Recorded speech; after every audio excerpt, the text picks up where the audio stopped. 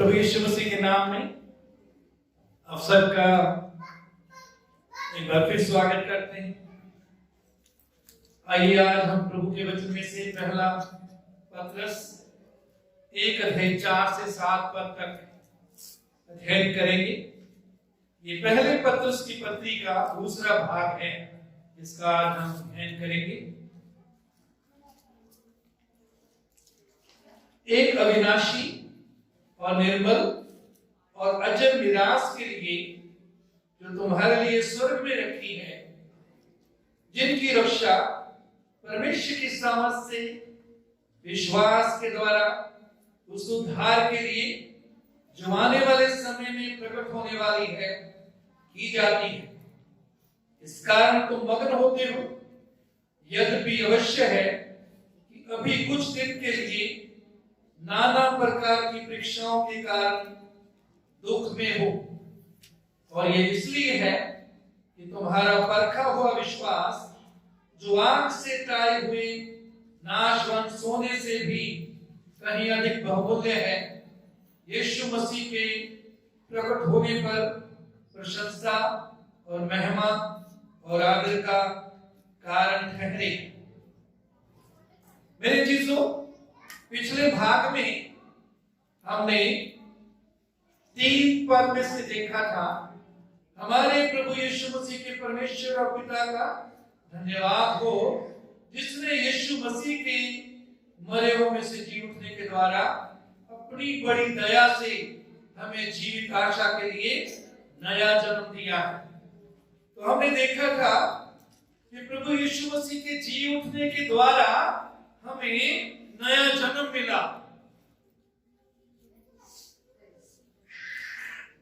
प्रभु यीशु ने क्रूस पर अपनी जान दी, हमारे पापों के दंड को अपने ऊपर ले लिया।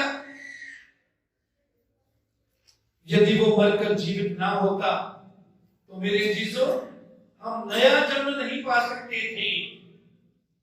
हम नए सिरे से पैदा होकर नई सृष्टि नहीं बन सकते थे। तो वचन जैसे कहता है, जी उठने के द्वारा नया जन्म, बड़ी दया से हमें जीवित आशा के लिए नया जन्म दिया।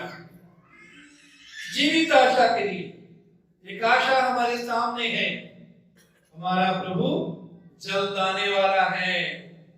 हमारा प्रभु अपने लोगों को ले जाने के लिए आने वाला है। ये जीवित आशा हमारे सामने है। उसके बाद आगे 4 पद, एक अविनाशी और निर्मल और अजर मिरास के लिए जो तुम्हारे लिए स्वर्ग में रखी है। हमें नया जन्म दिया है, हमें नई आशा दी है।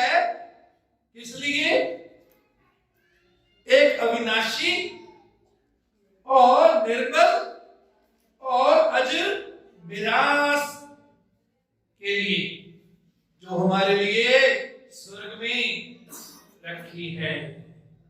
मेरे जीसो, वचन में लिखा, जहां तेरा धन है वहां तेरा मन भी लगा रहेगा। ये मिरास, ये हमारी संपत्ति, ये हमारी जायदाद वचन में लिखा कहां रखी है जी? कहां रखी है? स्वर्ग में रखी। कहां रखी है? कहां रखी है जी? स्वर्ग में रखी है। हम विश्वासियों के लिए जानना बहुत जरूरी है कि हमारी ये मिरास क्या है, हमारी ये संपत्ति क्या है, ये धन हमारा क्या है जो हमारे लिए स्वर्ग में रखा है।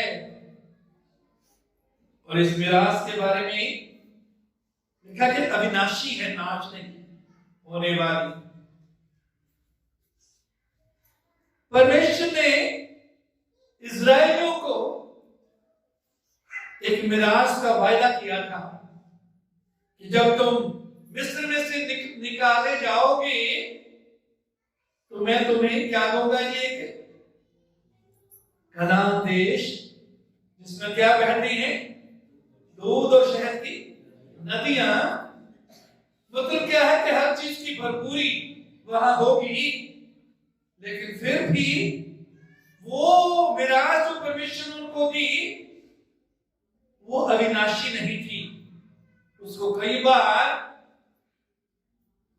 दुश्मनों ने उनसे छीन लिया, इस्राएलियों से छीन लिया, दुश्मनों ने उस पर कब्जा कर लिया। तो बहुत बार वो दुश्मनों के हाथ में चली गई। दूसरे शब्दों में इस्राएलियों के लिए वो नाश हो गई। दूसरा, निर्बल, वो मिराज जो पृथ्वी पर उनको दी थी, वो कनान देश जिसका वायदा परमेश्वर ने किया था, उसमें मल आ गया था। कई बार उन्होंने जीवते परमेश्वर को छोड़कर बहुत से अन्य मूर्तियों की पूजा करनी शुरू कर दी। आस पड़ोस के देशों के देवताओं की पूजा करनी शुरू कर दी थी, जिससे उनकी मिराज जो है वो निर्मल नहीं रही थी, उसमें मिलावट आ गई थी। मल का मतलब है गंदगी आ गई थी। उनकी आराधना में परमेश्वर के साथ उनका संबंध था वो टूट गया था। और अजर का मतलब है जो अनफेडिंग, जो ना मुरझाने वाली। उनकी जो जमीन पर उनको दी गई जायदाद थी, संपत्ति थी, मिरास थी, उसकी फसलें, उसके फूल, उसके पत्ते, पेड़ों के पत्ते, पौधे, फल वो मुरझा जाते थे। लेकिन जो मिरास प्रभु ने हमारे लिए रखी है स्वर्ग में, वचन में लिखा है, वो क्या है जी? अविनाशी है, वो नाश नहीं होने वाली, वो निर्मल है, उसमें कोई गंदगी, कोई मिलावट नहीं, और वो अजर है, वो ना मुरझाने वाली मिरास है। अगर ऐसी मिरास आपके और मेरे लिए हमारे पिता ने रखी है, हमारे पिता परमेश्वर ने रखी है, ऐसी जायदाद रखी है जो स्वर्ग में है, तो हम गरीब हैं या अमीर हैं? बोलिए। हमारा परमेश्वर धनी है, उसके बच्चे होने के नाते हम भी धनी हैं। मेरे अजीजों, अब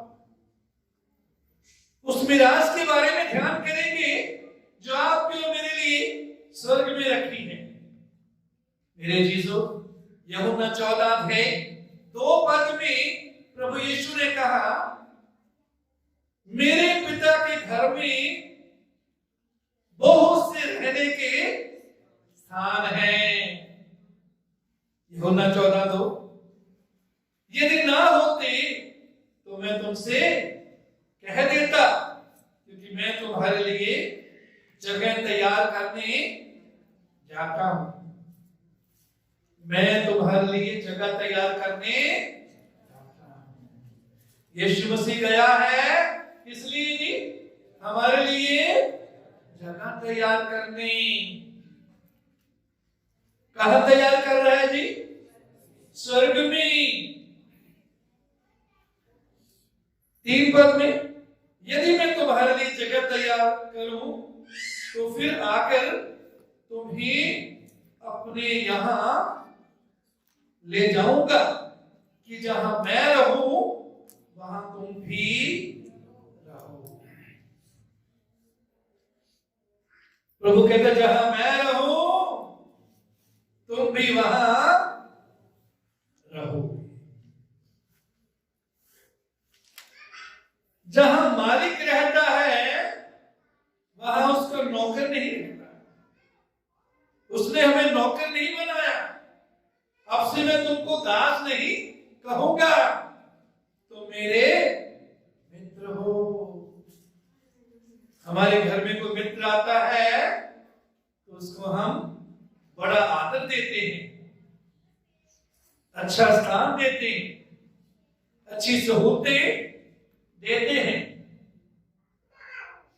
और इससे भी बढ़कर हर दूल्हा अपनी दुल्हन को उसी कमरे में रखता है, उसी स्थान में रखता है जहां वो खुद रहता है।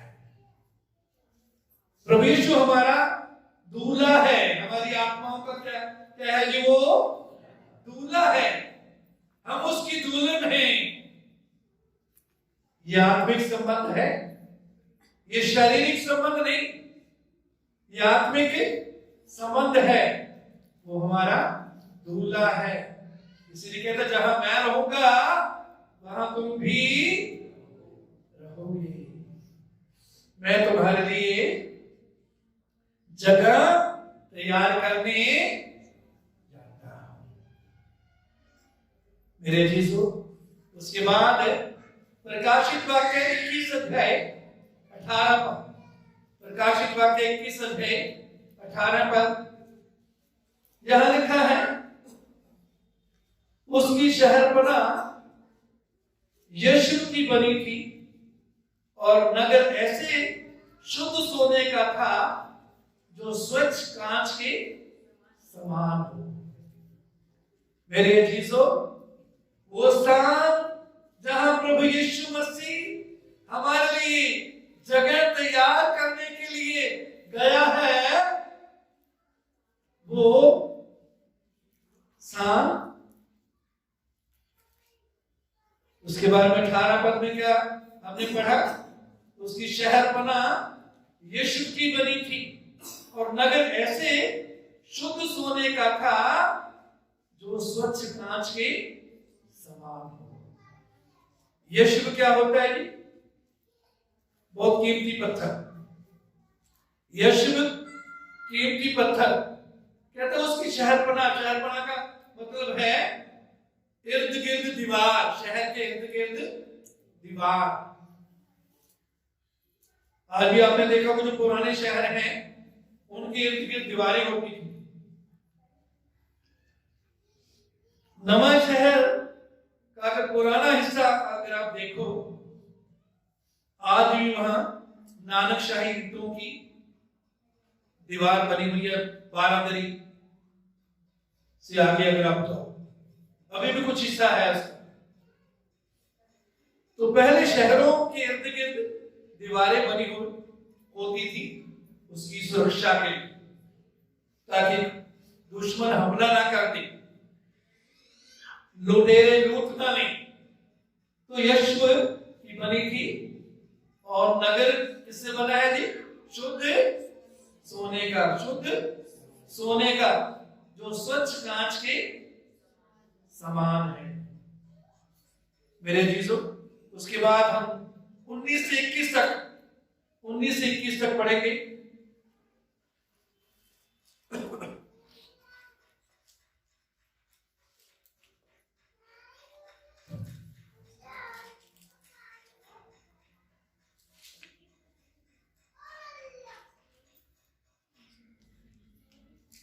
उस नगर की नींवें हर प्रकार के बहुमूल्य पत्थरों से संवारी हुई है। उस नगर की नींवें क्या है जी? हर प्रकार के बहुमूल्य पत्थरों से संवारी गई हैं, सजाई गई हैं। हर प्रकार के कीमती पत्थरों से सजाई गई हैं। पहली नींव यीशु की, दूसरी नीलमणि की, तीसरी लालड़ी की, चौथी मरकत की, पांचवी गोमेदक की, छठवीं माणिक्य की, सातवीं पीतमणि की, आठवीं पेरोज की, नवीं पुखराज की, 10वीं लहसनिये की, 11वीं ध्रुमकांत की और 12वीं याकूत की थी। 21 पर 12 फाटक 12 मोतियों के थे। उस नगर के 12 फाटक थे और हर फाटक एक मोती का है। एक एक फाटक एक एक मोती का बना था। नगर की सड़क के समान शुद्ध सोने की थी। सड़क भी काय की बनी है जी? शुद्ध सोने। शुद्ध सोने का मतलब उसमें कोई मिलावट नहीं। सड़क भी शुद्ध सोने की है। और प्रभु यीशु कहता है मैं तुम्हारे लिए जगह तैयार करने जाता हूं। मेरे जीसो, जो जगह प्रभु तैयार कर रहा है वो हमेशा के लिए। कितने समय के लिए जी? कुछ साल के लिए नहीं, कुछ सदियों के लिए नहीं, कुछ हजार साल के लिए नहीं, वो हमेशा के लिए। कितने साल समय के लिए जी? हमेशा के लिए। इस पृथ्वी पर यदि बहुत बड़ी कोठी हमारी नहीं है, बहुत ज्यादा अच्छा घर हमारा नहीं है, मेरे चीजों, हमारा प्रभु हमारे लिए जगह तैयार करने गया है। ऐसा शहर जिसकी सड़कें भी सोने की हैं। ये हमारी मिरास है। क्या है जी? हमारी मिरास है, ये हमारी जायदाद है। उसके बाद पहला ग्रंथियों 9 अध्याय 25 पद में लिखा है, हर एक पहलवान सब प्रकार का संयम करता है। वे तो एक मुरझाने वाले मुकुट को पाने के लिए ये सब करते हैं, परंतु हम तो उस मुकुट के लिए करते हैं जो मुरझाने का नहीं। प्रभु हमें ऐसा मुकुट देने जा रहा है जो मुरझाने का, जो कभी मुरझाएगा नहीं। जिस कॉन्टेक्स्ट में ये बात बोली गई है, यूनान में जब गेम्स होती थी तो जो जीतते थे उनको पत्तों का या फूलों का वो जो है मुकुट पहनाते थे। पत्तों या फूलों का मुकुट सा बना के पहनाते थे, लेकिन वो मुकुट होते थे मुरझाने वाले। उसी की तुलना पौलुस यहां करता है कि हमको प्रभु वो मुकुट देने वाला है जो कभी मुरझाएगा,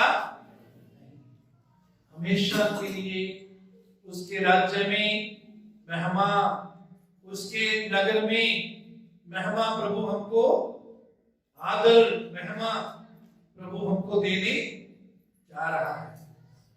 वो आदर महिमा का मुकुट जो कभी मुरझाएगा नहीं।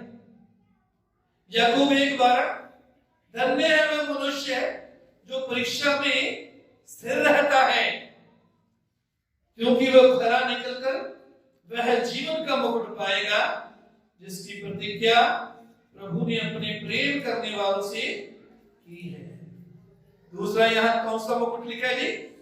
जीवन का मुकुट। कौन सा मुकुट जी?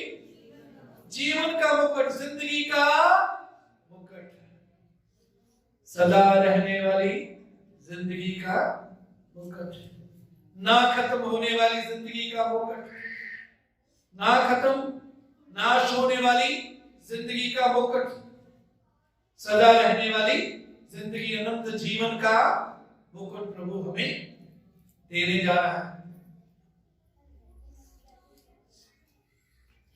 प्रकाशित वाक्य 2 अध्याय 10 पद में लिखा है, प्राण देने तक विश्वासी रह तो मैं तुझे जीवन का मुकुट दूंगा।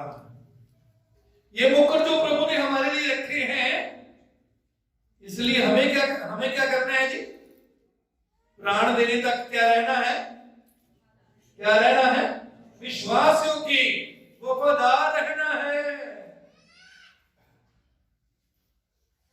प्रभु में बने रहना है, विश्वास में बने रहना है, प्रार्थना में बने रहना है, वचन में बने रहना है, और प्रतिदिन प्रभु के साथ साथ चलना है। मेरे जीसो, उसके उसके बाद हम देखते हैं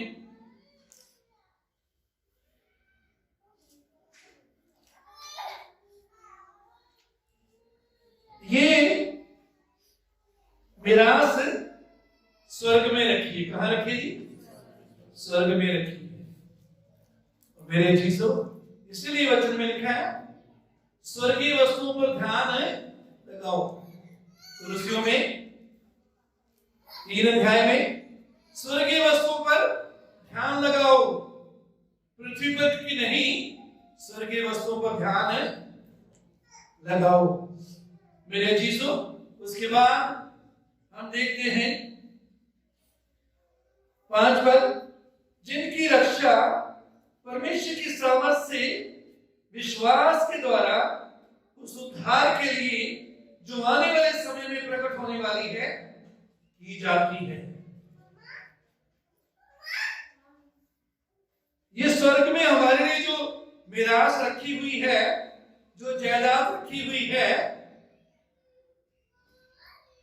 इसकी सुरक्षा किसके द्वारा हो रही है जी? परमेश्वर की सामर्थ से विश्वास के द्वारा। आप और मैं, हमें विश्वास करना है तो परमेश्वर की सामर्थ जो है वो हमारे लिए, हमारे विरासत के हिस्से की क्या करती है? रक्षा करती है। यदि आप और मैं विश्वास में बने रहते हैं, यदि आप और मैं विश्वास में चलते हैं, तो मेरे चीजों, हमें इस बात की चिंता करने की जरूरत नहीं है कि हमारी मिरास कोई छीन लेगा। उसकी रक्षा परमेश्वर की सामर्थ के द्वारा हो रही है। किसके द्वारा हो रही है जी? परमेश्वर की सामर्थ के द्वारा। तो हमें चिंता करने की जरूरत नहीं कि जो जगह प्रभु तैयार हमारे लिए करने के लिए गया है वो कोई और छीन लेगा। प्रभु की सामर्थ के द्वारा रक्षा वो कर रहा है, लेकिन हमें क्या करना है जी? विश्वास। हमें विश्वास में बने रहना है, हमें वचन में बने रहना है, हमें प्रभु में बने रहना है। तो विश्वास को डामाडोल ना होने दें। विश्वास की अच्छी लड़ाई लड़ते रहें। मेरे चीजों, उसके बारे में हम परमेश्वर के वचन में आगे देखते हैं।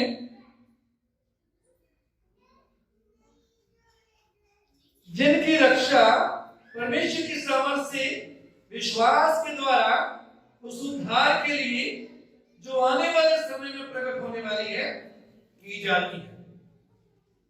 यहां लिखा है वो उद्धार जो आने वाले समय में प्रकट होने वाला है, उस समय तक उसकी रक्षा की जा रही है।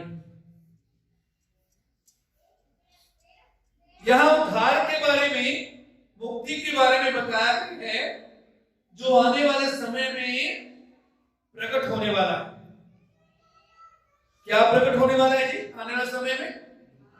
उद्धार, मुक्ति।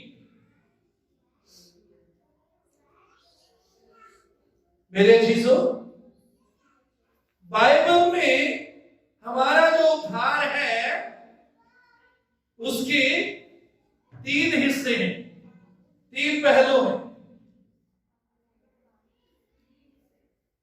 क्योंकि हम आत्मा, प्राण और शरीर। पहला थिस्सलुनीके 5:23 में प्रभु का सेवक पौलुस कहता है तुम्हारा आत्मा, प्राण और शरीर मसीह यीशु के दिन तक पवित्र और निर्दोष रहे। प्रभु की क्या इच्छा है कि हमारा आत्मा, हमारा प्राण, हमारा शरीर प्रभु के आने तक पवित्र और निर्दोष रहे। तो मनुष्य या आप और हम क्या हैं? आत्मा है। क्या है हम? हम आत्मा हैं और प्राण रखते हैं और शरीर में रहते हैं। हम आत्मा हैं, प्राण रखते हैं और शरीर में रहते हैं। हम सिर्फ आत्मा नहीं, हम आत्मा है, प्राण रखते हैं, हम सिर्फ प्राण नहीं, आत्मा प्राण दोनों शरीर में रहते हैं। हम सिर्फ शरीर नहीं। आमतौर पर संसार के लोगों का, बहुत से विश्वासियों का भी ध्यान सिर्फ शरीर पर होता है। दूसरों के जीवन के बारे में जब हमको बात करते हैं तो उनके शरीर पर ध्यान होता है। मेरे चीजों, हम आत्मा है, प्राण रखते हैं, शरीर में रहते हैं, तो ये जो उद्धार है ये भी इन तीनों का होना जरूरी है। हमारी आत्मा का उद्धार हो चुका है, हमारी आत्मा का उद्धार है हो चुका है। इफिसियों 2:8 में क्या लिखा है? विश्वास के द्वारा अनुग्रह ही से तुम्हारा उद्धार हुआ है। विश्वास के द्वारा अनुग्रह ही से तुम्हारा उद्धार हुआ है। तो आपको मेरी आत्मा का उद्धार हो चुका है। यदि आज इसी समय प्रभु हमको इस जमीन से उठा लेता है, बुला लेता है, तो हमारी आत्मा का उद्धार हुआ है। हम स्वर्ग में जाएंगे, परमेश्वर की हजूरी में रहेंगे। हमारी आत्मा को उद्धार मिल चुका है। इसलिए वचन में 2 कुरिन्थियों 5:17 में क्या लिखा है? जो मसीह में है वो नई सृष्टि है, पुरानी बातें बीत गई, देखो सब नई हो गई। सब कुछ कहां नया हुआ जी? हमारी आत्मा में। परमेश्वर के साथ जो हमारा संबंध था वो नया हो गया। शैतान के साथ भी हमारा संबंध नया हो गया। पहले वो हम पर राज्य करता था, अब वो हमारे पांव के नीचे है। अब हम उस पर जय पाकर चल सकते हैं। पहले वो हमें चलाता था। मेरे जीसू, तीतुस 3:5 में भी उसने हमारा उद्धार किया, और ये धर्म के कामों के कारण नहीं, उसने हमारा क्या किया जी? उद्धार किया। तो यहां भी जो उद्धार किया, ये हमारी आत्मा के उद्धार के बारे में। किसके बारे में है जी? हमारी आत्मा के उद्धार के बारे में। मेरे चीजों, उसके बाद हम देखते हैं हमें प्राण है। क्या है जी? प्राण है। प्राण का उद्धार भी जरूरी है। प्राण का उद्धार भी जी जरूरी।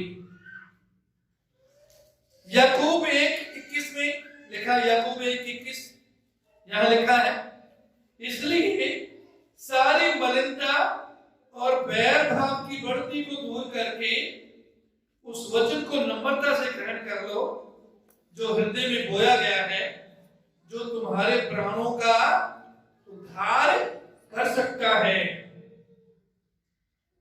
यहां याकूब 21 में क्या लिखा है जी? वचन जो है तुम्हारे प्राणों का क्या कर सकता है जी? उद्धार कर सकता है। इसका मतलब ये हुआ कि हमारी आत्मा का तो उद्धार हो गया, हमारे प्राण का उद्धार नहीं हुआ। प्राण का उद्धार जो है वो प्रतिदिन उसको होने की जरूरत है। आत्मा का उद्धार एक ही बार हो गया जब हमने तौबा की, प्रभु यीशु को अपने जीवन में ग्रहण किया, हमारी आत्मा का उद्धार हो गया। हमारी आत्मा में परमेश्वर का जीवन आ गया, परमेश्वर का स्वभाव हमारे अंदर आ गया।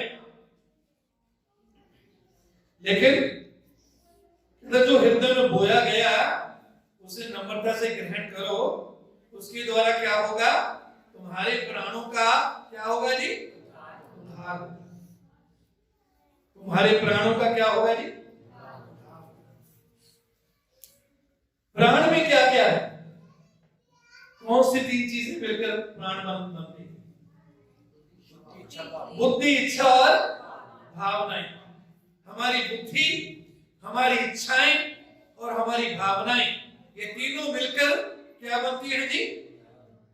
हमारा प्राण। तो हमारी बुद्धि को नए होने की जरूरत है। वो किसके द्वारा होगी?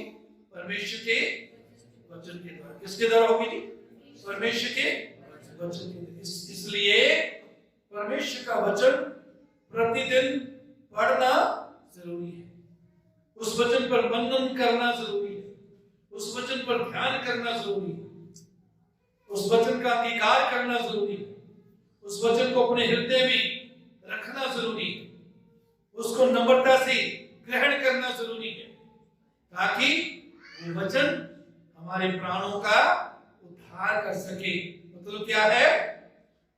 हमारी बुद्धि जो है वचन के द्वारा क्या होती जाएगी? नहीं होती जाए। क्या होती जाए? बुद्धि क्या होती जाएगी? बुद्धि क्या होती जाए? वचन के द्वारा नहीं होती जाएगी। जब हम प्रभु को ग्रहण करते हैं, हमारी आत्मा नई हो जाती है, लेकिन हमारी बुद्धि जो है वो तुरंत सारी की सारी बुद्धि नई नहीं होती। जो जो हम वचन पढ़ते हैं, जो जो वचन अपने अंदर रखते हैं, वचन से भरते हैं, क्यों तो हमारी बुद्धि जो है वो नई होती जाती है। मेरे जीसो परमेश्वर के वचन में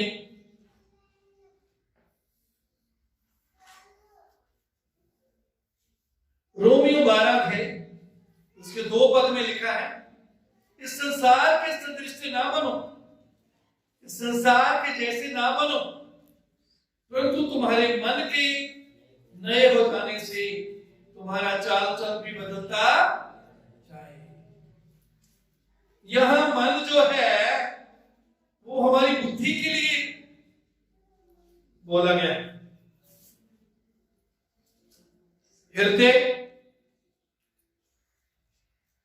हृदय या दिल या आत्मा वो हमारा नया हो गया, उसको उद्धार मिल गया। लेकिन हमारी बुद्धि जो है, जिसको मन बोला गया है वचन में, वो नए हो जाने से हमारा चाल चलन क्या होगा जी? बदलता। तो बुद्धि परमेश्वर के वचन से नहीं होती। हमारी बुद्धि से अंधेरा जो है, बुद्धि से अंधेरा परमेश्वर के वचन की ज्योति के द्वारा दूर होता है। इसलिए हर रोज अपने आप को परमेश्वर के वचन से भरते रहें। पहला कुलुस्सियों 3:16 में क्या लिखा है? मसीह का वचन तुम में अधिकाई से बसने पाए। अधिकाई से बसने पाए। समय निकालिए परमेश्वर के वचन के लिए। तो वो हमारी बुद्धि को नया करता है, जिससे हमारा चाल चलन क्या होता है जी? बदलता जाता है। जो वचन नहीं पढ़ता, जो वचन को स्थान नहीं देता, उसका चाल चलन जो है नया नहीं होता, उसका चाल चलन पुराना ही रहता है।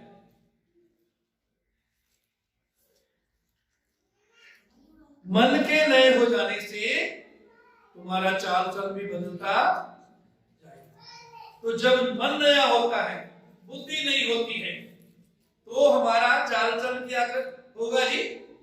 बदलेगा, नया होगा। नहीं तो हम फिर पुराने जीवन किसी चाल चलने लग जाते हैं।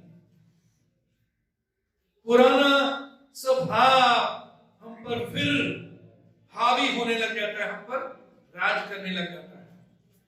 शरीर की अभिलाषाएं, संसार की अभिलाषाएं, वो सब हमको जकड़ लेती, वो हमको अपने अधीन कर लेती। इसलिए वचन के द्वारा हमारा मन जो है उसको नया करना बहुत जरूरी है, ताकि हमारा चाल चलन भी बदलता जाए। मेरे चीजों, उसके बाद तीसरी चीज रह गई है जी, हमारा शरीर या हमारी देह या हमारा शरीर। हमारे शरीर के बारे में या देह के उद्धार के बारे में या छुटकारे के बारे में परमेश्वर के वचन में रोमियो 8:23 में लिखा है। रोमियो 8:23, और केवल वही नहीं पर हम भी जिनके पास आत्मा का पहला फल है, आप भी अपने में कहते हैं और लेपालक होने की अर्थात अपनी देह के छुटकारे की बाट जोड़ते हैं। हम अपने देह के छुटकारे की बाट जो होते हैं, देह के छुटकारे का इंतजार करते हैं। हम देह के छुटकारे का क्या करते हैं जी? इंतजार करते हैं। हमारी देह के छुटकारे का समय करीब आ रहा है। हमारी देह के छुटकारे का समय क्या आ रहा है जी? बहुत करीब आ रहा है। परमेश्वर के वचन में रोमियो 12 है, इसके 1 पद में लिखा है, इसलिए भाइयों अपने शरीरों को मैं परमेश्वर की दया समर्थ दिलाकर विनती करता हूं कि अपने शरीरों को जीवित और पवित्र और परमेश्वर को भावता बलिदान करके चढ़ाओ, यही तुम्हारी आत्मिक सेवा है। मेरे अजीजों, हमारे जो शरीर का उद्धार है, छुटकारा जो है, जिसके बारे में रोमियो 8:23 में हमने पढ़ा, ये कब होगा छुटकारा मालूम है? कोई बताएगा? हमारे शरीर का छुटकारा कब होने जा रहा है? जब हमारा प्रभु महिमा में प्रकट होगा तो वचन लिखा कि हम भी उसके समान होंगे, जैसा वो है हम भी उसके समान होंगे। जैसा प्रभु का जी उठने के बाद शरीर था, वैसा ही हमारा शरीर भी होगा। ये नाशवान शरीर जो है, ये अविनाश को पहन लेगा। ये शरीर नाशवान है, नाश होने वाला, बीमार हो जाता है, चोट लग जाती है, कमजोर हो जाता है, थक जाता है। और ये शरीर जो है, जब तक प्रभु नहीं आता, जब तक हमें नया शरीर नहीं मिलता, तब तक हमें क्या करना है? अपने शरीरों को जीवित, पवित्र और परमेश्वर को भावता बलिदान करके अपने शरीर को जीवित, पवित्र और परमेश्वर को भावता बलिदान करके चढ़ाना है। अपने शरीरों को का मतलब है शरीर के हर अंग को परमेश्वर के सामने लाना है, पवित्र, जीवित, पवित्र और परमेश्वर को भावते बलिदान के रूप में। यदि हमारे शरीर का कोई अंग पाप में है, तो पाप के कारण वो मरा हुआ है, तो हम ना पवित्र बलिदान चढ़ा सकते, ना जीवित बलिदान चढ़ा सकते, ना वो बलिदान परमेश्वर को भाएगा। गौर करें, जांचें, क्या हमारी आंखें पवित्र हैं? क्या हमारी जुबान पवित्र है? क्या हमारे कान पवित्र हैं? क्या हमारे हाथ, हमारे पांव पवित्र हैं? क्या हमारे सोच विचार पवित्र हैं?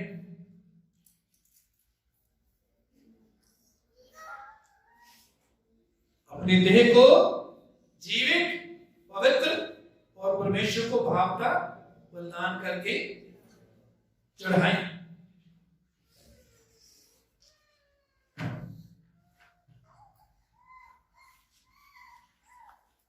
पहला कुरिन्थियों 9:27 में पौलुस कहता है, मैं अपने देह को मारता कूटता और वश में लाता हूं, ऐसा ना हो कि औरों को प्रचार करके मैं आप ही किसी रीति से निकम्मा ठहरूं। क्या कहता है पौलुस? मैं अपने देह को मारता कूटता और वश में लाता हूं। हम क्या करते हैं? कई बार दूसरे की देह को मारकर कूटते हैं, बस तो ठीक हो, तो तुम्हें यह नुक्स। और उसके कहता मैं अपनी देह को मारता कूटता और वश में लाता हूं। कितने मारने कूटने के लिए तैयार है? एक हाथ, 2 3 4 डंडे लाओ। डंडों से नहीं मारना, डंडों से नहीं मारना शरीर को। शरीर की अभिलाषाएं, शरीर की इच्छाएं, या हमारा जो पुराना जीवन है, पुराना जो स्वभाव है, प्रभु के पास आने से पहले हम शरीर के अनुसार चलते थे। वो जब वो बातें, वो काम, वो भावनाएं हमारे जीवन में राज करने लगती हैं, हमारे अंदर सिर उठाने लगती हैं, उनको हमने मारना कूटना और बस में लाना है।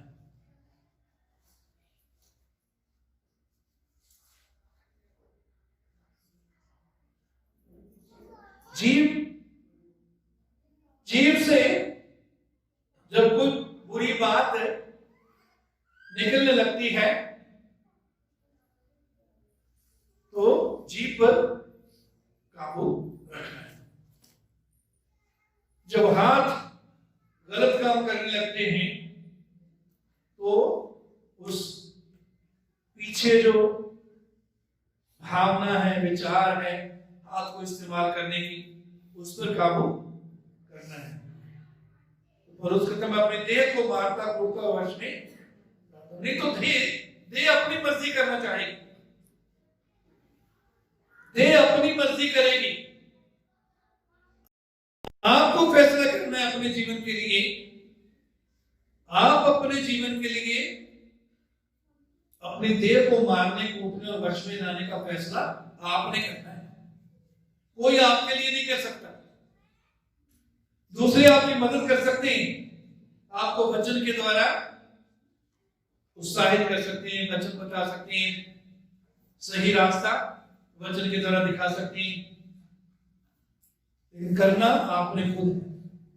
आपके बारे, आपकी बजाय कोई और नहीं करेगा। मेरे चीजों, उसके बाद हम देखते हैं 6 पद। इस कारण तुम मगन होते हो, यद्यपि अवश्य है कि अभी कुछ दिन के लिए नाना प्रकार की परीक्षाओं के कारण दुख में हो। इस कारण तुम मगन होते हो। मगन होने का मतलब है तुम खुश होते हो, आनंदित होते हो, आनंदित होते हो, खुश होते हो। कैसे हालात में? अवश्य है कि अभी कुछ दिन के लिए नाना प्रकार की परीक्षाओं के कारण दुख में हो। मसीही जीवन की एक बहुत बड़ी खूबसूरती है, बहुत खूबसूरत बात है कि हम दुखों में भी आनंदित रह सकते हैं। जब हम कष्ट में से गुजरते हैं, दुख में से गुजरते हैं, तो भी हम खुश रह सकते हैं, आनंदित रह सकते हैं। क्योंकि मेरे चीजों ये आनंद प्रभु का आनंद है। किसका आनंद है? प्रभु का आनंद। उसे कोई भी हमसे छीन नहीं सकता जब तक हम खुद उसको खोने के लिए तैयार ना।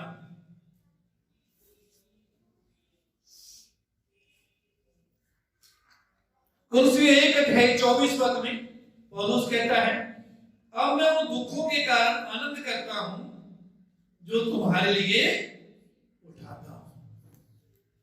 बड़ी सुंदर बात यहां पौलुस बोलता है, मैं उन दुखों के कारण आनंद करता हूं जो तुम्हारे लिए उठाता हूं। तुम्हारे कारण मैं दुख उठाता हूं, उन दुखों में मैं क्या करता हूं जी? आनंद करता हूं। तो सिर्फ पत्र ही ये बात नहीं बोल रहा कि हमें दुखों में मगन होना है, लेकिन पौलुस भी अपना अनुभव बता रहा है, अपना तजर्बा बता रहा है। क्या कह रहा है कि मैं दुखों के कारण भी मैं क्या करता हूं? आनंद करता हूं। संसार में कैसा भी दुख हमारे सामने आ जाए, कष्ट हमारे सामने आ जाए, हम आनंदित रह सकते हैं, हम खुश रह सकते हैं, क्योंकि प्रभु का आनंद है। ये प्रभु का आनंद है, प्रभु ने दिया हुआ आनंद है, पवित्र आत्मा का आनंद है जो आपको मेरे अंदर प्रभु ने डाला है।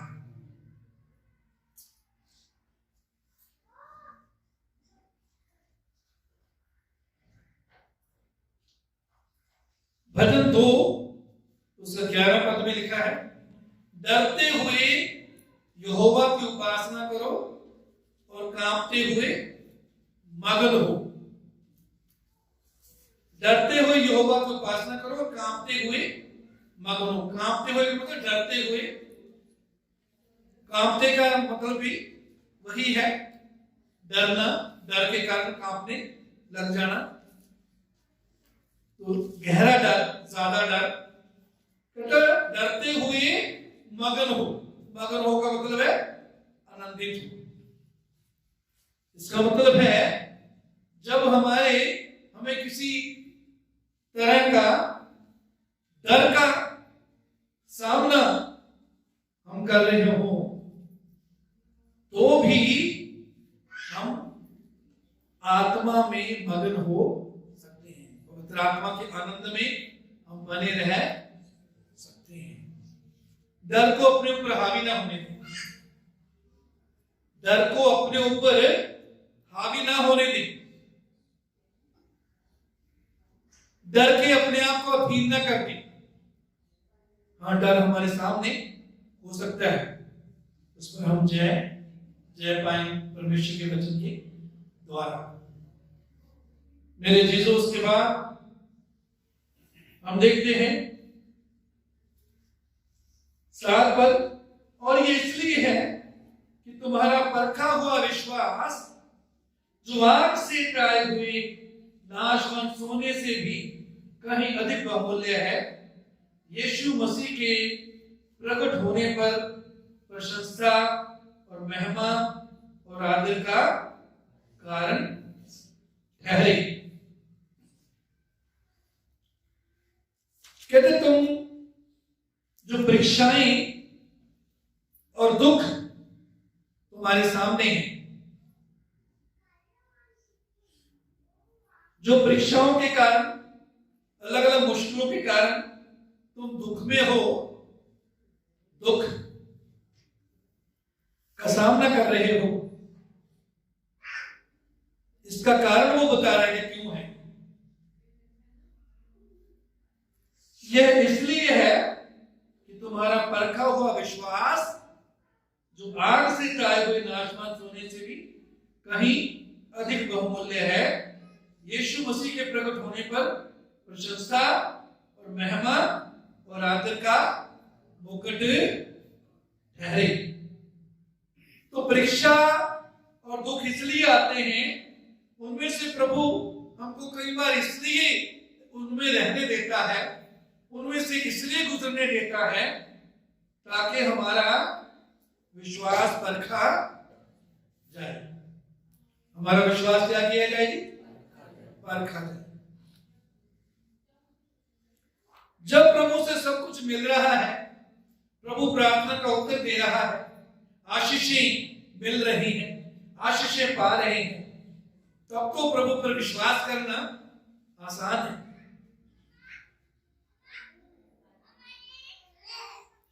वो जब दुख में से हम गुजरते हैं, परीक्षा की घड़ी में से गुजरते हैं, कष्टों में से गुजरते हैं, उस समय हमारा विश्वास जो है उसकी परख होती है। क्या होती है जी? परख होती है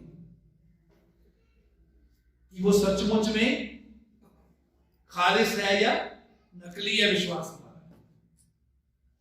जब सब कुछ सही है तब विश्वास करना आसान है, और यदि कष्ट में, दुख में, परीक्षा में हमारा विश्वास डामाडोल होने लगता है, इसका मतलब हमारा विश्वास असली, खालिस नहीं, नकली विश्वास।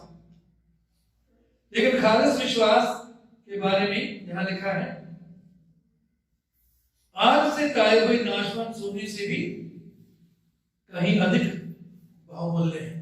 हमारा विश्वास जो है, परखा हुआ विश्वास, आग से ताए हुए नाशवान सोने से भी कहीं अधिक बहुमूल्य है। सोना कीमती है या नहीं? है जी? कीमती है। विश्वास वचन में लिखा कि उससे भी ज्यादा कीमती है। लेकिन वो कब हमारा विश्वास खरा है सोने की तरह या नहीं, कब पता लगेगा? जब दुखों में भी, कष्ट जब आते हैं, परीक्षा जब आती है, उनमें भी हम प्रभु से प्रेम करते हैं। उन परीक्षाओं में, दुखों में भी हम प्रभु में आनंदित रहते हैं, उनमें भी हम विश्वास में कायम रहते हैं।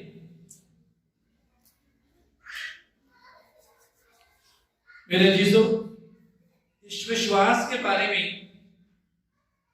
यहूदा 20 आयत, एक ही है उसका, यहां लिखा है, प्रियो तुम अपने अति प्रिय विश्वास में उन्नति करते हुए और पवित्र आत्मा में प्रार्थना करते हुए अपने आप को परमेश्वर के प्रेम में बनाए रखो। यहां विश्वास को पवित्र विश्वास बोला गया। क्या बोला गया जी? पवित्र विश्वास। पहले हमने देखा कि विश्वास जो है वो बहुमूल्य है, बहुमूल्य सोने से भी, नाशवान सोने से भी अधिक बहुमूल्य है। पहले हमने देखा विश्वास क्या है जी? बहुमूल्य मतलब बहुत कीमती है। और यहां हम देखते हैं विश्वास क्या है जी? पवित्र है। तो आपका और मेरा विश्वास, जो आपके और मेरे अंदर विश्वास है, वो बहुत कीमती है, सोने से भी बढ़कर कीमती है और पवित्र है। दूसरी बात क्या है जी? पवित्र है। मेरे जीजों, बहुत से लोग विश्वास के लिए कहते प्रार्थना करो जी, मेरे पास विश्वास नहीं है। अगर आप उद्धार पाए हुए हैं, अगर आप नया जन्म पाए हुए हैं, यदि आपने तौबा कर ली है, प्रभु यीशु को अपने जीवन का उद्धारकर्ता ग्रहण कर लिया, आपने नया जन्म पा लिया है, तो आप में विश्वास है। परमेश्वर ने आप में विश्वास डाला है, क्योंकि विश्वास के बिना आप प्रभु यीशु को ग्रहण नहीं कर सकते। रोमियो 12 अध्याय उसके 3 पद में लिखा है, परमेश्वर ने हर एक को विश्वास परिमाण के अनुसार बांट दिया है।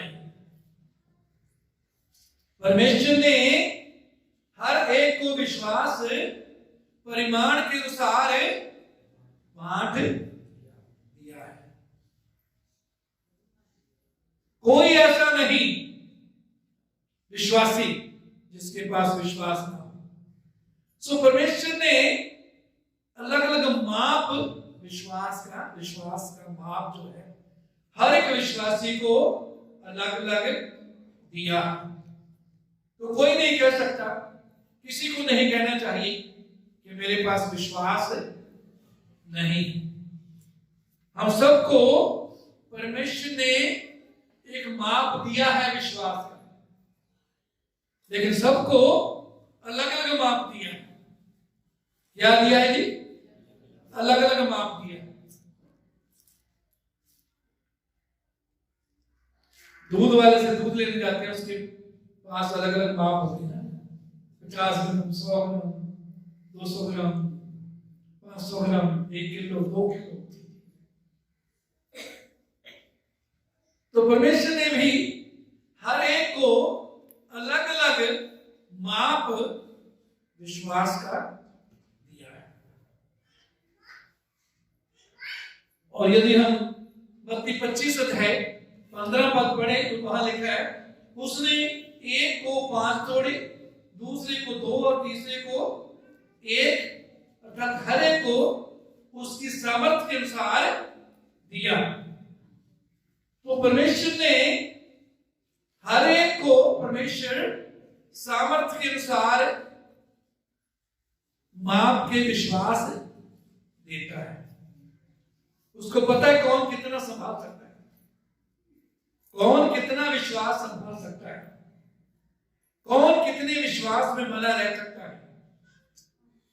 परमेश्वर को हमारी सामर्थ्य का पता है, इसलिए कभी भी यदि कोई हमसे ज्यादा तरक्की कर रहा है उससे ईर्ष्या न करें। यदि कोई हमसे विश्वास में पीछे है उसको तुच्छ न जाने,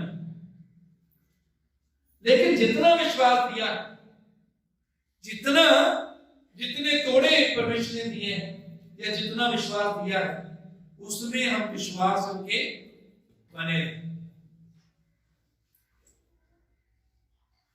यदि 100 ग्राम विश्वास मिला है तो 100 ग्राम में विश्वास होके रहे। 1 किलो मिला है, 1 किलो में विश्वास होके रहे। 2 किलो मिला है, 2 किलो में विश्वास होके रहे। मत्ती 25 अध्याय 19 से 21 पढ़ेंगे नहीं हम। वहां जिसको 5 तोड़े दी थी उसने 5 और कमाई। फिर उसके बाद मत्ती 25 अध्याय 22-23 पर जिसको 2 दिए थे 2 और कमाई। तो जिसको 5 दिए थे 5 और कमाए, 2 दिए थे 2 और कमाए, जिसको 1 दिया था उसने वो भी छिपा के रख दिया। जो आशीष 5 वाले को, 5 ने जो और 5 कमाए, जो आशीष उसको मिली वही आशीष 2 वाले को मिली,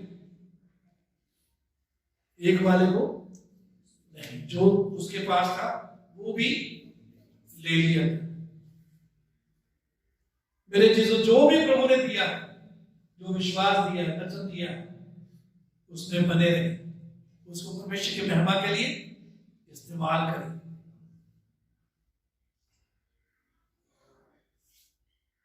पहला यूहन्ना 3 अध्याय 2 पद, हे प्रियो, अब हम परमेश्वर की संतान हैं और अभी तक यह प्रकट नहीं हुआ कि हम क्या कुछ होंगे। इतना जानते हैं कि जब वो प्रकट होगा तो हम उसके समान होंगे, क्योंकि उसको वैसा ही देखेंगे जैसा वह है। मेरे चीजों, हमारा प्रभु उसके दोबारा आने का समय जल्द आ रहा है। और वचन में लिखा है कि अभी ये प्रकट नहीं हुआ कि हम क्या कुछ होंगे, लेकिन इतना जानते हैं कि जब प्रभु प्रकट होता है तो हम उसके समान होंगे। लेकिन ये प्रकट नहीं हुआ कि हम क्या कुछ होंगे। तो ये भी हमारी विरासत है। ये भी हमारी क्या है? विरासत है, हमारी जायदाद। क्या कि हम यीशु मसीह के समान होंगे जब प्रभु महिमा में दोबारा प्रकट होने वाला है, तब हम उसके समान होंगे। और अभी ये प्रकट नहीं हुआ कि हम क्या कुछ होंगे। ये भी हमारी मिरास है, ये भी हमारा खजाना है कि हम क्या कुछ होंगे, अभी पता नहीं है। यूहन्ना पर सिर्फ इतना प्रकट किया गया कि बहुत कुछ और हम होंगे जो प्रकट नहीं किया गया। सिर्फ इतना बताया गया कि हम और बहुत कुछ होंगे जो बताया नहीं गया, प्रकट नहीं किया गया। मेरे जीसु, ये मिराज जो प्रभु ने हमारे लिए रखी है, इसमें हम इस पर मन लगाए रखें। पृथ्वी पर की नहीं, स्वर्गीय वस्तुओं पर ध्यान लगाए। इसमें कोई शक नहीं, प्रभु ने हमारी जरूरतों को पूरी करने का वायदा किया है, आशीष देने का वायदा किया है। लेकिन उन्हीं पर, सिर्फ केवल उन्हीं पर मन ना लगे। विश्वास के कर्ता, सिद्ध करने वाले यीशु की ओर ताकते रहें और अपनी आंखें स्वर्गीय वस्तुओं पर लगाएं। पृथ्वी पर की नहीं, स्वर्गीय वस्तुओं पर अपने मन लगाएं। परमेश्वर का धन्यवाद हो इस वचन के लिए। आइए प्रार्थना करें। महान पिता परमेश्वर, एक बार फिर तेरा धन्यवाद, तेरी स्तुति महिमा बड़ाई करते हैं आज के दिन के लिए। प्रभु, तूने अपने वचन में से सिखाया कि तूने हमारे लिए ऐसी मीरास रखी है जो नाश नहीं होने वाली, अविनाशी है,